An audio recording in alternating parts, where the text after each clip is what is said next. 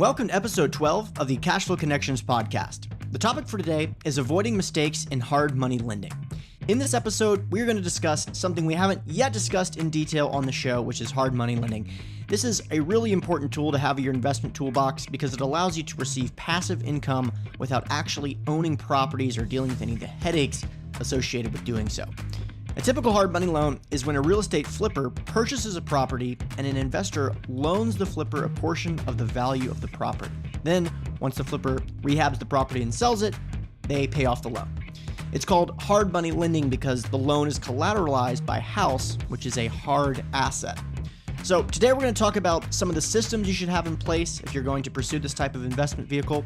We're going to talk about a few key resources you should be checking and utilizing before making a bet on a borrower, which is what this is all about, and a really unique horror story that could have been really devastating if our guest didn't have a really solid legal counsel in place. Now, before we get to the episode, just a quick reminder that this program thrives on reviews. It's the first thing people look at when they decide if they want to be on the program. It's the first thing people look at when they decide if they want to listen to the program. So if you're getting anything out of the show, which I know a lot of you are, I'm getting a lot of positive feedback, emails, Facebook messages, etc. Just do me a quick favor, go to iTunes, click reviews, and write a positive review. And don't forget, if you screenshot this positive review and send it to Hunter Thompson at cashflowconnections.com, I will send you a free copy of our self-storage ebook. Plus, it'd be greatly appreciated. Now let's get straight to the episode. How's it going, everyone? Today our guest is Ajay Mehra, who is the CFO of MOR Financial. Ajay's career began with the San Diego-based mortgage brokerage Premier Bancorp, where he was able to grow and maintain its status while successfully developing multiple top-producing agents under his supervision. Ajay played a crucial role in the growth and expansion of Premier Bancorp up until mid-2008. A few years later, Ajay left to embark on the growth and development of MOR. In April of 2017, Ajay sold his ownership of MOR Financial to his business partner and current CEO, Sean Morsey, and has since began to pursue a number of passion projects in business consulting, the pharmaceutical industry, and auto racing. So Ajay, thank you so much for coming on the program today. I really appreciate it. Well, thank you for having me, man. Absolutely. So before we get into the nuts and bolts of today's topic, which is going to be about hard money loans and kind of mitigating some of the errors that a lot of investors out there can potentially be making, let's talk about MOR Financial first. First of all, what was the service that MOR set out to provide in the real estate space? Wow. Well, I mean, on the surface, when my business partner Sean and I built MOR Financial up, yes, it was, to focus primarily on like hard money loans, short-term hard money loans in specific. Kind of going back to the inception of the company, it was coming out of the downturn when things were really ugly. And I guess it kind of tailors back more into our why of why we did it. We really wanted to kind of change the way things were done in this investment landscape, if you will. At that time, it was funny because hard money was kind of something that you had to know somebody who knew somebody who knew somebody to get, and it was just it was a mess. It was kind of whimsical, if you will. And Sean and I both came out of the paper world, so we kind of sat back and thought we could really make a difference and change the way the industry functions in this particular space. So that's kind of what we dove into with MOR, and then it just kind of brought us into doing shorter term bridge lending, which is kind of where we kept our focus. And over the years, fix and flip financing was so huge and massive that a very large amount of the loans we made tended to kind of fit in there. And then we started branching out into commercial and just really staying in the bridge loan shorter term landscape. Got it. And when you say short term, just for the listeners, what time frame do you typically work in that space? 12 to 24 months, nothing really longer than that, which is interesting because that kind of tailors, all the way back into the way we underwrite and mitigate and stuff like that, we can chat about as we go. But, we kind of started at the end result of what we wanted to do and then worked backward to figure out how we were going to do it. And so that's where we came up with that number. Got it. And so do you guys just create first mortgages, or are you willing to create seconds as well? No, we started out only doing first. And then we began in like the last, I would say 2.5 to 3 years, we started opening our minds up to seconds, but we threw a pretty huge caveat in there. Sean and I have always been, dare I say, kind of like control freaks on that level, where we've always taken the mindset that you've got to be able to mitigate circumstances, or at least control what's happening on both sides of the fence, especially if you're writing a second. So we agreed a few years back that we would open ourselves up to second trust deeds so long as we had the first under our servicing was our investor. So we won't write the standalone second, but we'll write it against a property where we already have the first. Right. Okay, cool. And so basically what you're doing is you're lending money to real estate investors who are purchasing properties, usually maybe even foreclosed properties, properties that are run down, that are borrowing this money to rehabilitate the property and sell for a gain. And this is something that there just, especially when you started the business, there just wasn't a lot of opportunities out there for flippers. They just didn't have access to debt, and you're kind of democratizing the access to capital. But when doing so, there definitely needs to be some criteria in place, because it's not just anyone can go out and flip a house. So what are some of the criteria you're looking for when kind of looking at if this deal is going to make sense, or if this borrow is worth, your time and your capital? Wow. That's going to be a little bit of a lengthy answer, so I'm going to apologize ahead of time for that. But it's so I kind of mentioned to you before that we, when we started sitting down to think about how we were going to do our loans, and we started at the surface with something as simple as how long of a term do we want to write, and then working backwards. We use that to kind of help determine what the criteria of a doable loan for us would be, because, for example, 12 to 24 months, we're looking at the actual takeout feasibility of a client, even if that means that, in some respect, they're going to rehab the house and sell it. You can't always bank on one avenue, right? You got to think multiple exit strategies. So for us, we would also begin to look into the borrower, not so much in, I guess you could say, like their credit scores, but so much as their credit profiles and their actual affordabilities and their debt to income ratios. And again, we kind of merged a little bit of what we were bred on, which was the conventional A-paper world, and those kind of over-the-top stringent guidelines with the slightly more lackadaisical, I guess, common sense underwriting, if you will, of the hard money world, and came up with a middle ground that made us feel comfortable. So, on the surface, it's something as simple as just looking at, first and foremost, potential value of the property. But that's kind of, I've always felt, whenever I've spoke to people on panels and things like that, I always find that to be a really interesting conversation, because value is speculative to some respect, right? You're using the past to forecast the future. And it's kind of this weird concept of consumer sentiment. Scarcity has that kind of feel, where if there's this sentiment of scarcity, that values theoretically are going to go up because it's supply demand and that whole concept. But we live in LA, where we kind of focus our business, in California, and people tend to be whimsical, especially investors. So it's very interesting to find a balance between sentiment and I guess the real numbers. So what we really pride ourselves on doing is digging really deep into the demographics of certain pockets in certain areas. And, especially for our investors, when we're sitting down speaking with our trustee investors and guys that are really in it for a passive reason, they usually have a slightly longer term forecast. They always think of a worst case scenario going, well, hell, it'd be great if the note paid off in 12 or 24 months, but we always have to think about what if it doesn't, and what does that mean for the investor? So, when you're lending on these properties, they tend to be slightly higher leverage, because they're going off of what they kind of call the quote unquote future value, which again is an anticipated gain, right? So it's kind of like, I don't know, it's kind of like investing in a stock on earnings day.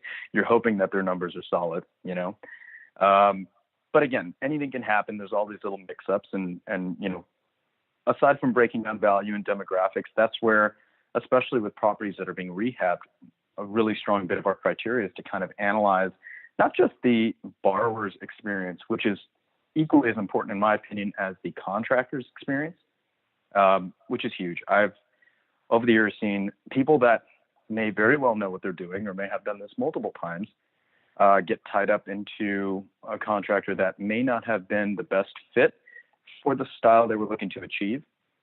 And it's kind of like hiring an abstract artist to paint you a contemporary painting.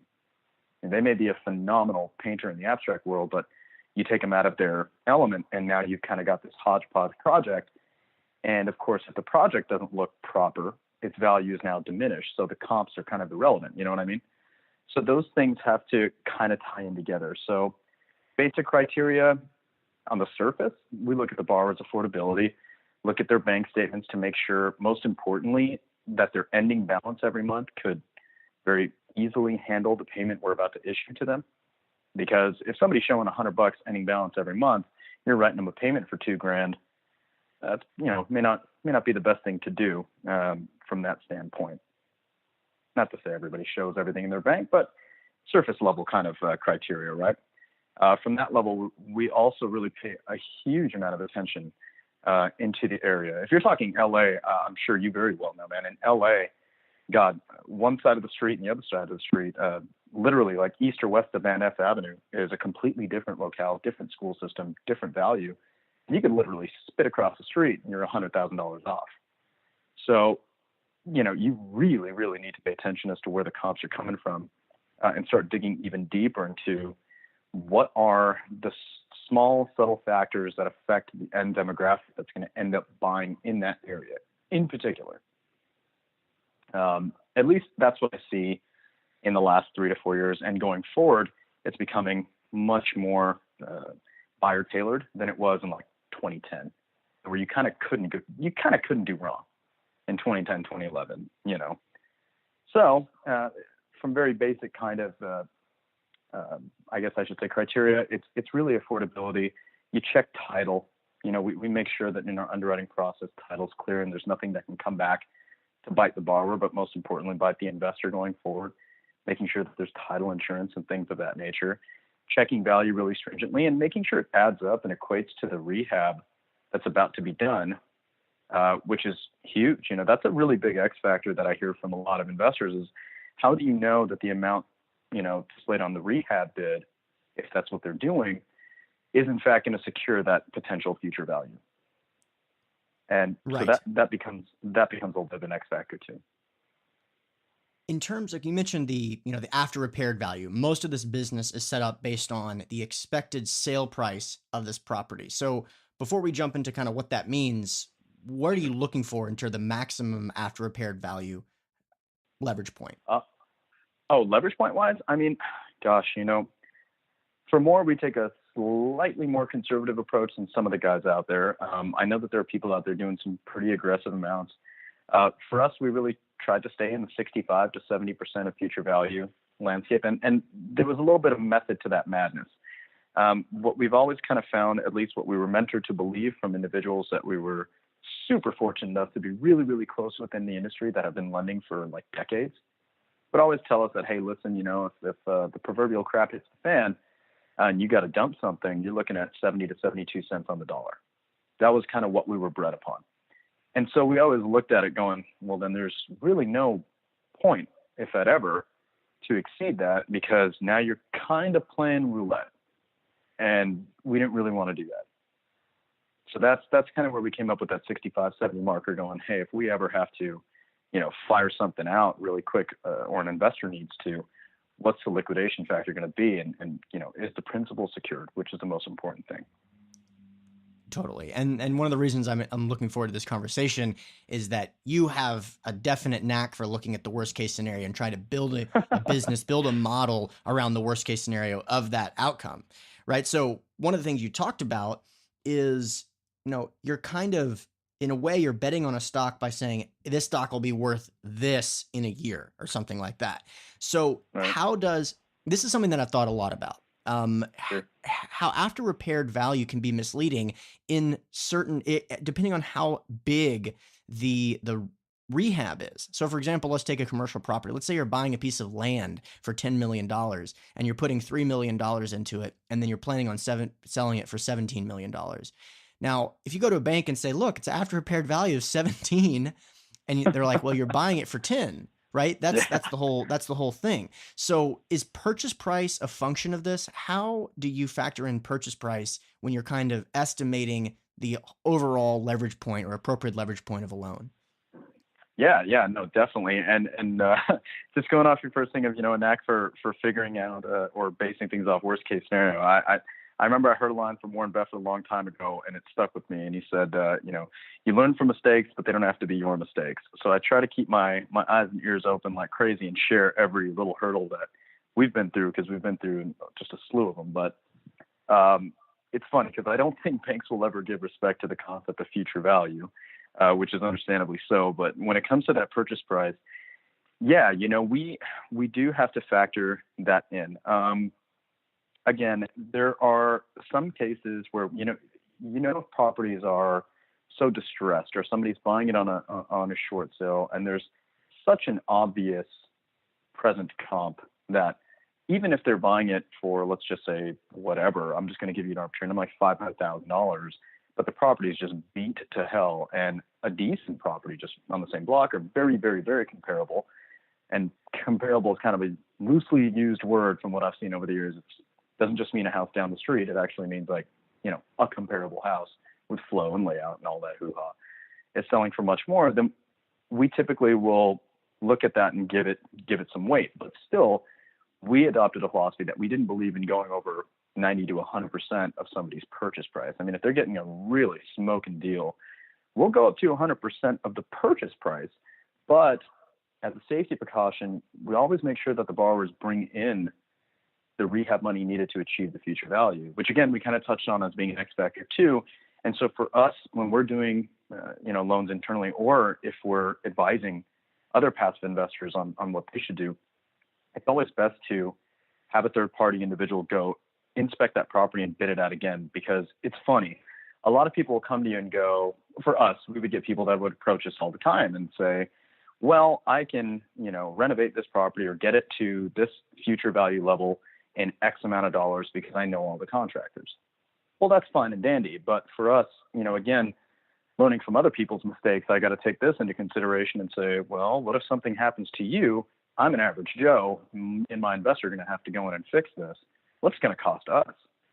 Because we have to factor that, you never want to think that people have low integrity or will walk out on anything, but God forbid, bad stuff happens to good people all the time. You got to make sure that the property is secured and can actually achieve some sort of relative level of that future value.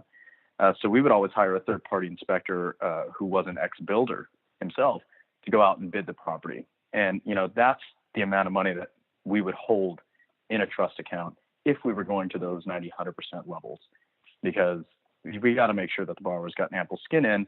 Plus, we look at it going, if all else fails, okay, we've got a contractor on deck that actually bid the property to achieve that value, and we're holding that money.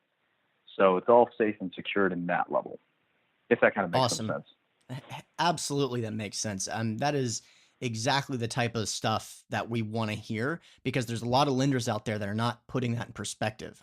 What you just outlined is a very solid way to structure an opportunity for performance, especially if you're looking at the maximum purchase price. Just to bring it to that original example, if in that $10 million purchase where the bank you're trying to get a loan for $17 million, the key here is that the true worst case scenario is that the developer, as soon as he signs the contract, says, you know what, the market's changing, I'm not finishing it. So when you want to look at real worst case scenarios, it's not ARV, it's purchase price. Purchase price is the key, because that's the actual value. Now, your buyer may say, look, I'm getting a screaming deal on this. Great, but that's the market. That's the definition of the market. He told you he'd sell it for you, and he bought it from you. So that's it. Well, it's funny because borrowers used to get really pissed off at me when I would tell them that. They'd say, oh, well, I just bought it, for this. For X, I'm going to turn around and I'm not even going to touch this property, and I'm going to flip it for Y. And I would tell them, I'd say, it's not that I haven't heard of those situations, but they seem to be a little bit more of an anomaly, because look, when you close that purchase, that just became the most recent comp of that house, whether you like it or not. That just became the most recent comparable of that house, because you just closed it at that dollar amount. That purchase price became its true intrinsic value right on the spot. So, you can't, again, that's where people get a little, I feel just aggressive, or sometimes like foolish even to some regard, in this optimism that it's just forever, going up in perpetuity, which is scary because it's like reminiscent of a mentality of what people said back in '06. And, that turned out to be a blast. So, right. There's a lot of horror stories in the industry because of those. When you hear a lot of stories happening like that, you need to be putting on the brakes in a lot of different ways. And they're not happening right now, at least from my perspective, but it's definitely something that's more of a red flag than great news. So look, a lot of this has to do with relationships. A lot of this has to do with information that you have available. people are going to say misleading things sometimes to be able to borrow money. What are some of the steps you take to verify the information that's provided by the borrower? Yeah, no, you're totally right. And to that, I will always say to investors to, please be sure to hire or pay for what you don't know. Don't take it upon yourself to assume. It's the assumptions that really screw investors. For us, we've spent a lot of money on making sure that we go above and beyond to verify certain things, even to a laughable extent to other lenders. They've looked at us and said, "Why the hell do you guys do that?" But it's totally worth it. Spending $200 on pulling a LexisNexis report on a client, which is something we do on every borrower. If that can save me from a $20,000 lawsuit, or my investor from a $20,000 frivolous lawsuit at some point down the future, in my opinion, that was completely worth it. So a lot of people aren't sure what to do or what to verify. So for us, I mean, yes, we pull title reports, which are given by title, but we do pull credit reports of borrowers, not to pick apart their scores and things like that. We know everybody had a tough time in, 08, 09, things like that. But really, we do look at their credit profile, and the items that we look for kind of genuinely act as a character/integrity check. Because when you are making these loans, you're putting a little faith in the individual. I mean, you kind of have to, right? And you're Totally. trusting their integrity, you're trusting their vision, their moxie, what they're trying to accomplish, and investing into that project, but mainly you're investing into them. So we always like to get a really clear focus as to who we're really lending to, because regardless of how phenomenal the project is, if the individual, and I can share countless stories with you that I've heard and a few that we've been through ourselves, if the individual turns out to be not the best type of person, they can really make your life a living hell as an investor. And all of the quote unquote protective equity you think you have could really just go by the wayside, or diminish or become a nightmare for you. LexisNexis reports are huge. I think those are really, really critical to do. Credit reports obviously are fantastic. Full title reports are really, really imperative. It's good to see, when you're looking into a borrower, to see maybe what other types of properties they may own as well, because just because they're coming to you, they may tell you that this is their first project that they have, or two projects that they have, but they may have gone to two or three other lenders. And you got to keep in mind, hard money lenders don't report to credit. So when you pull someone's credit, you're not going to see how many mortgages they have, like you would if they were with Wells Fargo or B of A. So it becomes very difficult to see if they're overextended or not, or kind of what they're into at that point in time, if that makes some sense there. 100%. So just to be clear, you're saying, how would you then find the other opportunities other than a credit report? Because that's obviously not going to show up. How would you find the other deals that they're currently involved in? So a good thing that we like to do is it's a little bit of psychological chess. Okay, when you sit down with a borrower the first time around, it's good to ask them about projects they've already done or a track record that they've got. It's funny because borrowers are always going to be very eager to show you how many projects they've done or how many they're doing to prove their case in an attempt to get the highest amount of leverage possible. So starting out with the way in which you kind of approach the transaction is pretty key, because you want them to feel free to divulge those as though it's in their absolute benefit, because for you as an investor, you want to know exactly what you're dealing with. So very typically what we've done is, we'll get a track record, and what you can do is you can actually pull title reports on each one of the properties that the borrowers claim they've either done or are involved in, or are doing right now, or whatever it may be. And you'll find out a couple things. It's pretty funny. For us, most importantly, what I tell investors to do this for is check title of those properties that they may have closed to see if they were troublesome borrowers. Just remember, notice of defaults, notice of sales, those are public record. Those are going to get recorded against the property. So you're going to see that. If a borrower is coming to you telling you what a phenomenal individual they are and how good they are at what they do, and there's notice of default, things like that recorded against their previous projects, that should act as a red flag. You should really think long and hard about that right now, because it can tell you a bunch of things, that they're either overextended or they're very typically not, what I like to say, landing the plane safely. No one cheers when the plane takes off. Everyone's thrilled when the plane lands. So it's really critical to break down the information that's kind of public and given to you. Borrowers can't always lie. That's, a given. But knowing what are the crafty angles to kind of find out as much as you can and extract that info is huge. It can save you so much in heartache and money and time going forward, especially now when Again, it's not 2010. It's not that you can't do wrong. Yeah, the pond where you're throwing a rock into is a little bit smaller. So pulling title is a really, really, really effective way. How much does that typically cost? I mean, not for more, but for typical investors. Just typical individual. Well, so that also comes down. I'm glad you asked that question too, because it's one of those things where I advise investors would look, if you're not going to work with a company to do what you don't know how to do or necessarily, and if you want to do it individually, then you've got to still have a team. So you should have a really great title officer, title rep that you work with exclusively, that has your best interest in heart. More often than not, if you've got a relationship with them and the transactions that you do lend on or invest into, you're securing title insurance from them, they won't charge you anything. They'll just do it for you. They'll pull you a prelim on those properties with no problem because it's a relationship type situation. I can't imagine for those if it's a one-off type thing. God, they might charge you like $20, but to be quite honest, for any of you guys listening out there, if you're doing it independently and you ever want a prelim, just call one of the guys at MOR. We'll do it for you. We'll pull it for you from our contacts and don't even worry about that because it's so worth it. And it can tell you so much about who you're about to make a loan to. And most importantly, what their character is about and what they're like. One of the funny things too, is you'll find that when clients tell you that they've done a lot of deals and then you pull title on the property and their name is nowhere to be found.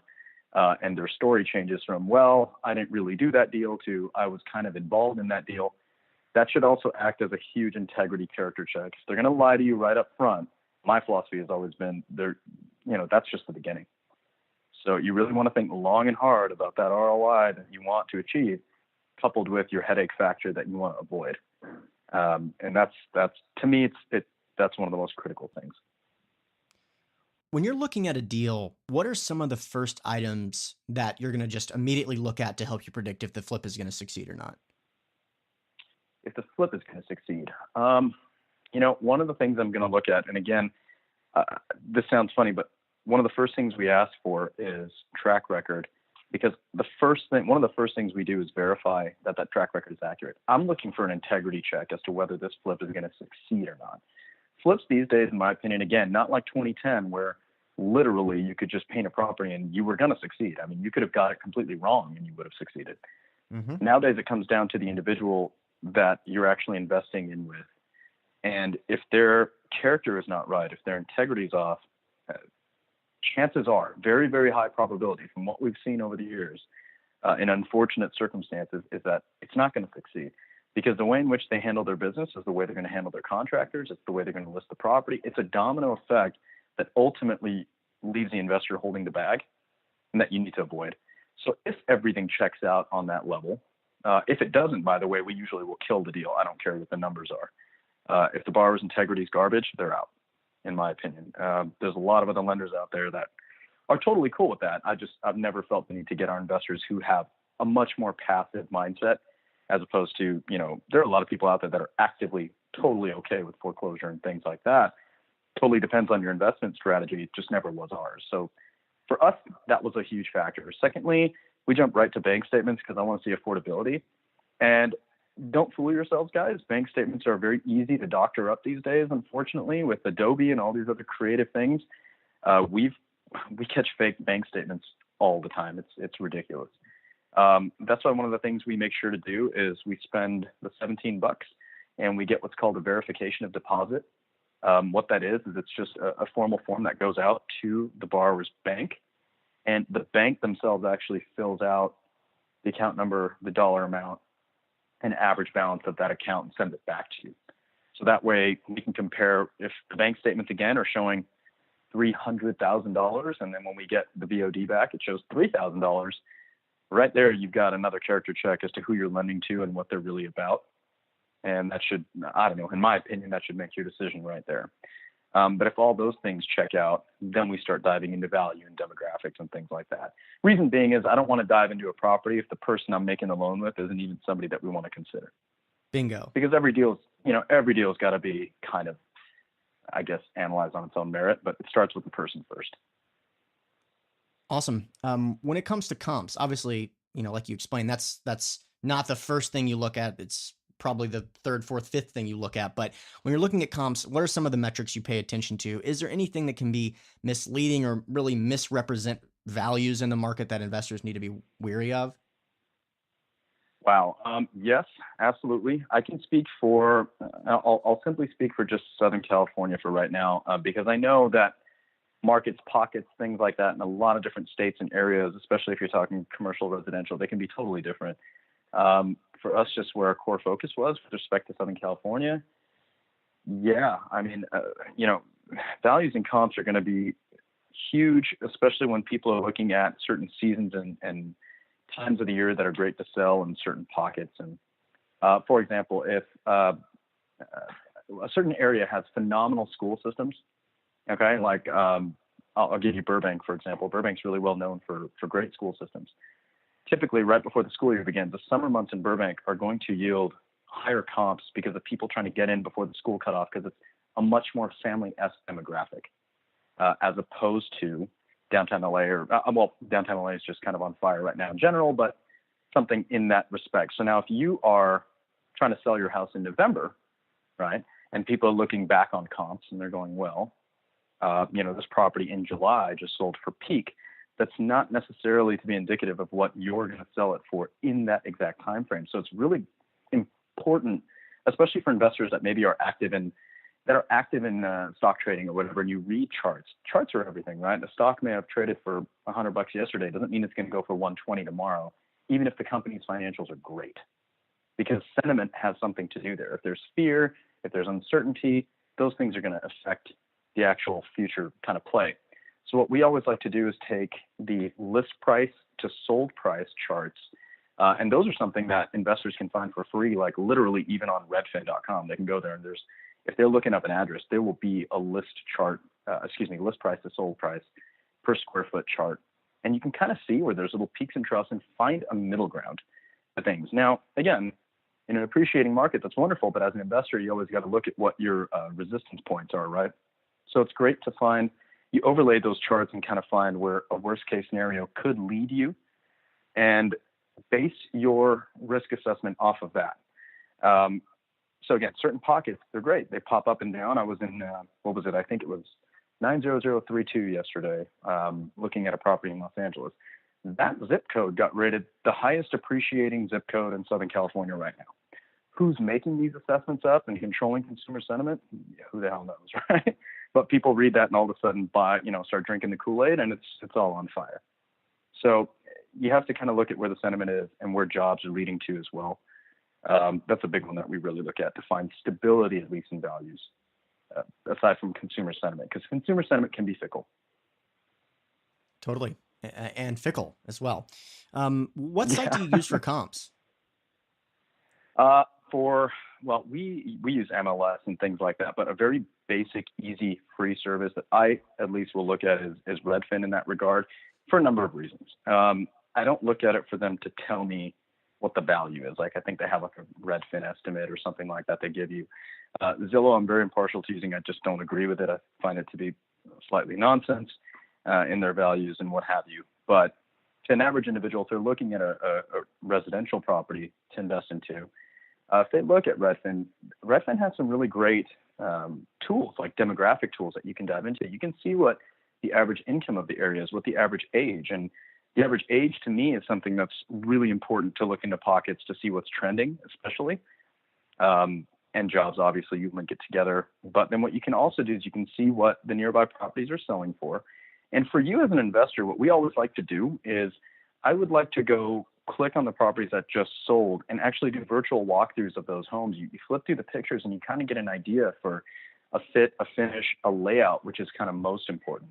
Just because you've got a 4-bedroom, 3-bath against a 4-bedroom, 3-bath, if the layout's wrong or not conducive for what that demographic in that area is looking for, it doesn't mean you're going to achieve the same value. And therefore, as an investor, your protective equity is not as high as you anticipate it to be.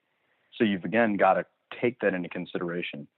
So what's cool about Redfin is you can look at the properties that are in and around your locale, and you can do little virtual walkthroughs and flip through the pictures and kind of see what it took to sell for that amount, what were the fits and finishes and colors. And it's nice. It really does give you an idea. And then you take that back and compare it to the project you're about to invest into. And that's where it's really important when I say that you're kind of investing in the individual and their vision, is because as an investor, you're not telling them what color to paint the house or what tiles to choose or, what wood color or what feel. And those are the things that really, I mean, you could do great work, but if you just choose wrong, right, it could really affect the value. Years ago, we had one of our clients paint a property like banana yellow. And when we went to do the final inspection, for the life of me, I couldn't figure out why the hell they painted the house that color. It stuck out just hideously like a sore thumb. And then it sat on the market for 4 months, causing him to price drop it to all hell until he finally just spent a couple grand and painted it a neutral color. And then the property was miraculously under contract. So it's something that that can really affect value on that level too. That last was a kind of a great segue into my next question, which was, how big are these subjective type of preferences of the flipper, of the person who's really putting up the color scheme? How big of a deal is this in terms of what you look for? Is that something that you're like really cautious of as a lender, or is that something that you're like, well, look, at the end of the day, these styles are going to come and go? I mean, what thought process goes on there, and is it subject to the range of price points? So, yeah, totally. It is absolutely subject to range of price points too. But then I also feel like, speaking in a more general format, your involvement, or I guess your level of care of these subtle choices and things like that, I feel really come down to the position of the investor, as far as, do they want to be more passive or do they want to be more active? As an active investor, for us, as a hard money lender, if the borrower gets it wrong, I've got to factor that into our protective kind of risk assessment. Because as a company, what we'll do, worst case scenario, things come back, we can send one of our contractors out there to repaint the house and do that whole thing, while allowing our investor to remain passively involved. But for individual investors that go out and invest in these flip projects, my personal opinion, if you have an active approach, sure, you can, you may not mind getting out there if things go bad with your contractors and repainting and retiling and redoing floors, because you're okay with that. But from what I've seen of a lot of people that will engage in trust deed investments on an individual level, is they come in with a passive approach and really never anticipate having to take a slightly active role. And if that's the case, then you really got to be tied into the color schemes and the actual layout and the vision of the property well before you put a dollar into that property and investment. Again, because it's not 2010 where you could just paint it anything and people were just so hungry to get a property, it didn't matter. Nowadays, I truly feel like rehabbers, I mean, man, you're like a mini builder. You're putting out a product, and as an investor, you're investing into that final product. People nowadays have access to so much more information on what's considered good or bad, or what they believe to be good or bad. I mean, you can turn on HGTV and there's a rehab show on every 20 minutes, right? So all these styles and what's new and what's, people are being fed what they should like. And if you're not in line or in tune with what they're being told to like from a trend standpoint or whatever, because you're right, it's fatty. It can go in and out or whatever. And that's why it's even more important to stay at the forefront of the trend or be setting that trend, which I believe really, really, really totally differentiates somebody who should be flipping properties and somebody, frankly, who should not. And I feel there's a lot of people in today's market that really just have no business flipping properties. Great point. So I definitely do. I'm known to watch the occasional flipper flop. So it's something that, I've talked about in the past. Like, obviously I have many, many connections in the real estate business. Is this something that a reasonably knowledgeable person that has a full-time job can go out and kind of do? Or is this, at this point in the cycle, is this something that you would suggest only full-time flippers should be in the game, or is it somewhere in between the two? I mean, I'm really interested to hear your perspective on that. Sure. Again, totally my opinion on the situation, and you nailed it with that word. It's really a difference of should or could. Should somebody do it? Yeah. In my opinion, should they be doing it part-time? Hell no. Right now is one of those times where part-time rehabbers who don't view it as a true business, they're the ones that are, again, in my opinion, taking all the big losses on that regard. Because look, right now you've got this whole situation where people come out and go, oh, the purchase prices are just getting so high. People are bidding like crazy for properties. There's no margins in them. yada, yada, yada. And then what ends up happening is you get people who will pay too much for a property, spend too much on rehabbing it, and then list it way too high. And then they start price dropping, to all hell. And then people start going, oh, values are coming down in this area or something like that. When the truth is, the people that bought it really just jumped in for the sake of jumping in because maybe they were a little more part-time on the situation and were not taking a full-time active approach to find a good deal. They just knew they needed to be, quote unquote, in a deal. So to me, that part-time mentality right there, right at the beginning of, before you even get into a property, is already detrimental because you just don't have the full-fledged effort it takes to put in to securing a really good deal. I know it's kind of cliche and people say it all the time, but deals are made on the buy, not on the sell, right? So if you're buying it wrong right up front, it's already doomed. You're genuinely just gambling.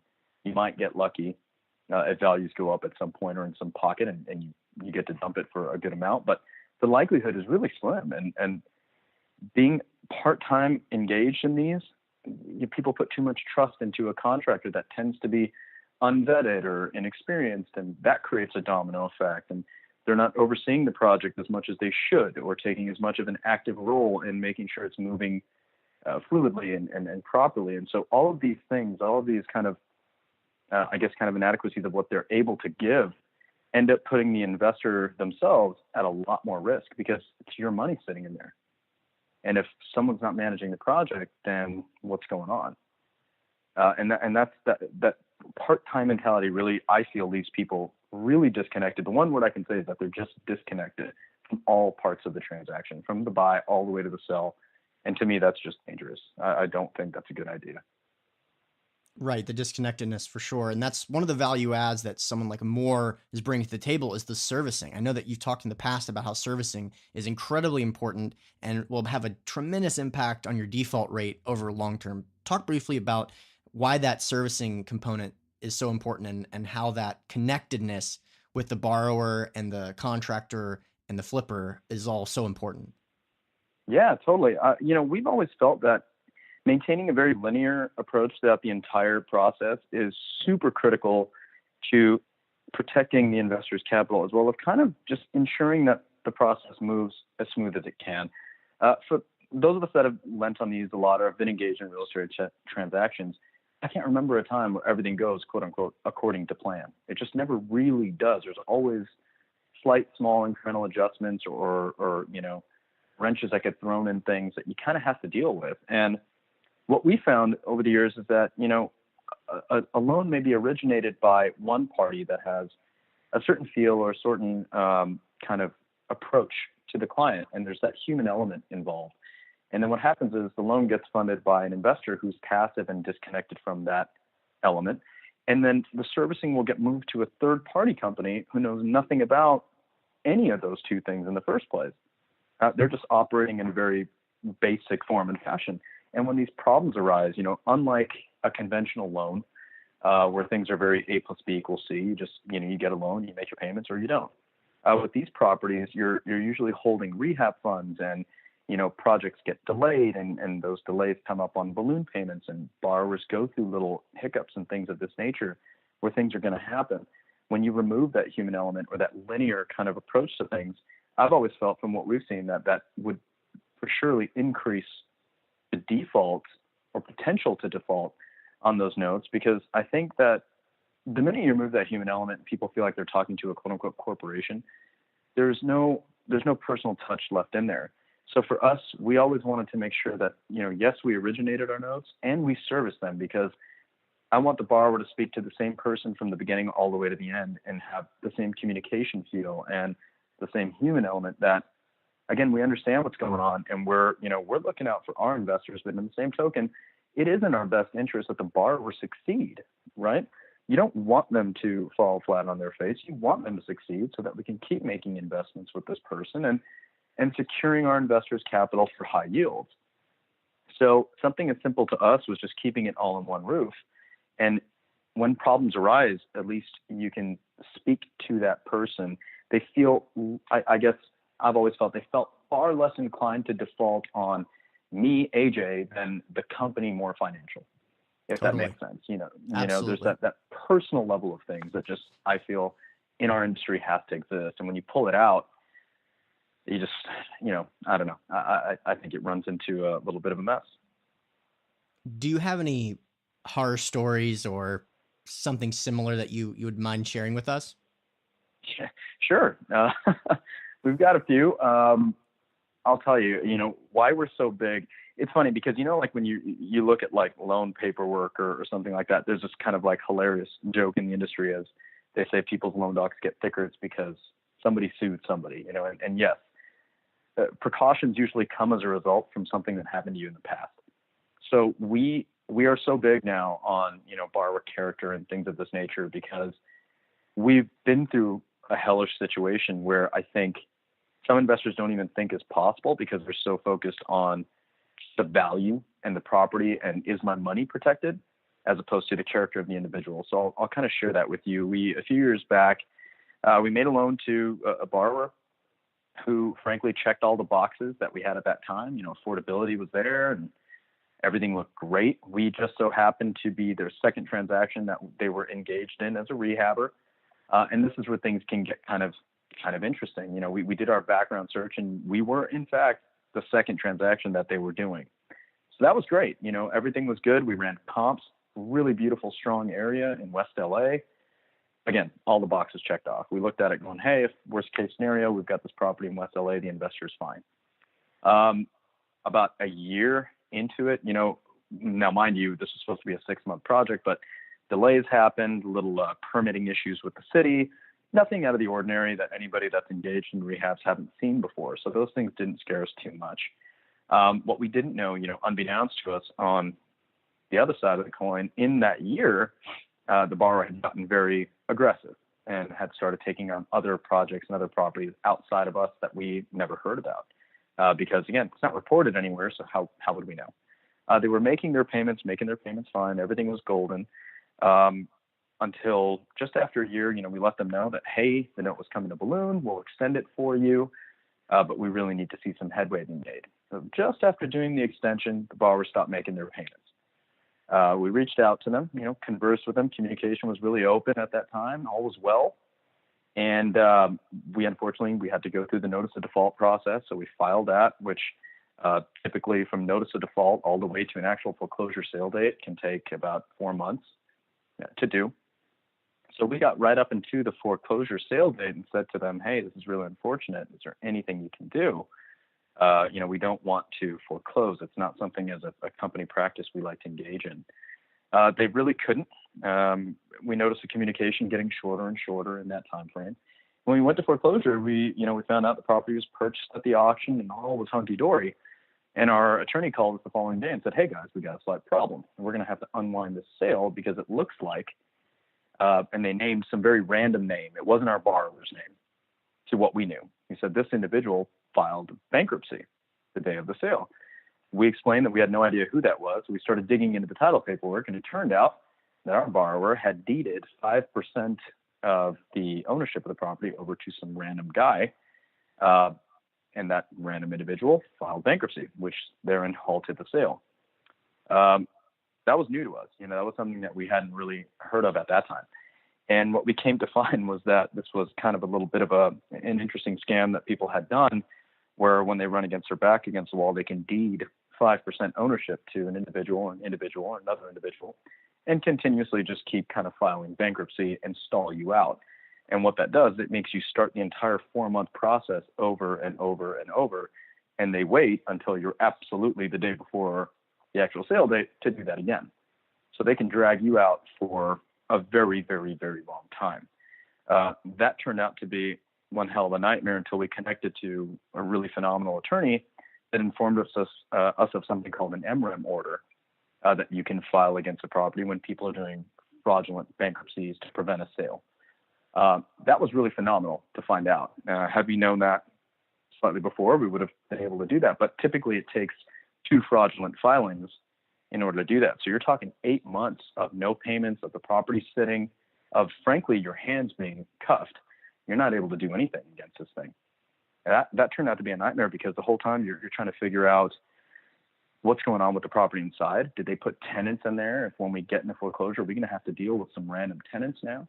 Are we going to have to do cash for keys to get them out? Which these things can really chip away at your protective equity. Not only that, what if they're damaging the house in some way, shape, or form, right?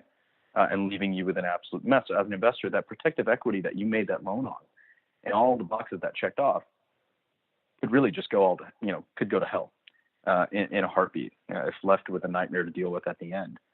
But knowing about that MRAM order was really great. So for investors out there, that I highly suggest, if you're investing in real estate properties, to always have a good legal counsel on your team too, if not investing with a company that has one, and make sure that their counsel knows about that, because that was a very costly mistake for us. We paid quite a bit of money in attorneys and things like that to protect our investors and move that property along, and inevitably get the people that were in the property out of it as well. But that was a nightmare we could not have anticipated. That's crazy. And even though that stuff doesn't happen very frequently, when it does, it can be massive, because you're talking about principal. You're talking about having a problem returning your principal or having a problem returning investor principal. So definitely a very interesting story there that you're not going to hear a lot. You have to do hundreds of deals to see something like that happen, but you guys have. But the truth is, for home investors listening at home, that can be the one deal that you do. Right. And so it's really important to have a really knowledgeable counsel. So before we wrap this up, I promised the listeners that I would let them know, now that you have exited MOR, what is your plan for the next couple of years? Well, I've kind of always had like a little bit of an entrepreneurial spirit within me. So, I mean, after exiting MOR, which was an absolute joy and blast for me to be a part of, and absolutely love my team at MOR immensely. But now, I mean, aside from taking just a little bit of a time to travel, I'm kind of pursuing my childhood passion of racing cars, which sounds kind of funny and wacky to some people, but it's one of those things that I really, really, really, really wanted to embark upon. And consulting has always been something that's been a passion of mine. I got together with a very, very close friend of mine a few months back, and he had a rather large advertising media marketing company that he sold, and we wanted to kind of combine some thoughts and do some consulting, angel consulting almost, if you will, for individuals that are younger, trying to do startup companies that really, again, have no guidance. And most companies out there that want to provide guidance want to take a lot of their equity share to give it. And we just remember when we were young and starting out and all the mistakes we made. And again, you learn from mistakes. They don't have to be yours. And it's just, are people willing to share those hiccups, with you and help you kind of go along? So that's something that we really wanted to embark upon. Awesome. So not letting you sleep that one under the table though, because it was so awesome. The racing. So I want to talk just briefly about this. So the plan is to go to Europe to race. And from what I understand, this will be interesting to some of the listeners, you may be looking for sponsors, if I have that correct. That's that's the entire business, right? Absolutely. Yeah, you nailed it on the head. I'm not maybe, I'm 100% looking for sponsors on that level. So yeah, I'm going to be leaving for Europe at the end of July. I'll be there for some time. Got to go out there and get my FIA international license so I can compete abroad as well, which has always really been my dream. But competing here nationally in the States is something I'm dying to do. I've promised my friends in 2 years we got to have a little pit party at the Long Beach Grand Prix, so I owe them that. In order to push that racing effort forward, I really am building a racing team behind it, and I want to give back to drivers that are younger as well and haven't ever had the opportunity to do it. But in order to push that forward, absolutely, sponsorship is really, really key. But yeah, I'm going to be looking for people that want to have your name here anywhere. I'm willing to wear stickers on my forehead if it makes them smile. So whatever. The Cash Flow Connections logo is going to be mailed to you soon, and we're going to have that sponsorship locked up, because it's been your dream to race cars. It's been my dream to have my company logo plastered on an M3. So well, you got it, man. You got it. All right. Well, AJ, again, I can't thank you enough, man. Really enjoyed the conversation. A ton of great content. So I really appreciate you coming on. No, thank you. And thank you, listeners, so much for having me on. I really appreciate it. For all the listeners out there, thanks for taking the time to listen to this episode. If you're interested in contacting MOR, feel free to go to their website at morfinancial.com. That's MOR financial.com. Their website will be in the show notes page. And they also have a contact form where you can fill it out and get in touch with them directly. If you liked the episode, don't hesitate to leave us a review. Leave us a 5-star review, screenshot the review, and send it to hunterthompson@cashflowconnections.com. I'll shoot you that free self-storage ebook. Thanks a lot.